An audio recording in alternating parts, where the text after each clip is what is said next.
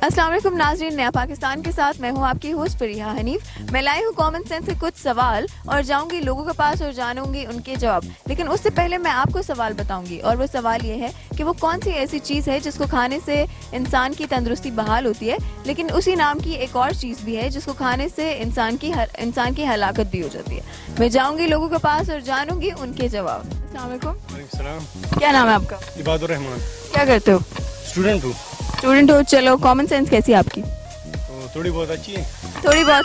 चलो मैं आपसे सवाल करती हूँ, देखते हैं आपको इसका जवाब आता है कि नहीं। ठीक है, वो कौन सी ऐसी चीज़ है जिसको खाने से इंसान की हलाकत भी हो जाती है और उसी नाम की एक और चीज़ है जिसको खाने से इंसान तंदुरुस्त हो जाता है? ये पता नहीं कौन सा सवाल है।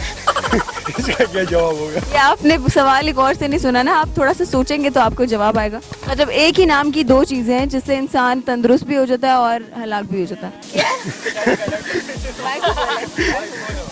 नहीं, शादी का लड्डू तो नहीं होगा।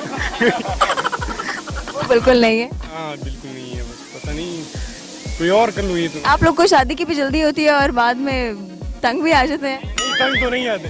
नहीं आते। अच्छा हाँ, आप बताएं। या ये क्वेश्चन का आंसर नहीं आता। मेरा सवाल आपसे ये है कि वो कौन सी ऐसी चीज़ है जिसको खाने से इंसान की हलाकत भी हो जाती है, ठीक है, और उसी नाम की एक और चीज़ है जिसको खाने से इंसान तंदुरुस्त भी हो जाता है? पानी। पानी से कैसे इंसान हलाक हो सकता है? पानी से हो सकता है, जब भी आता है सुनामी वगैरह आते हैं।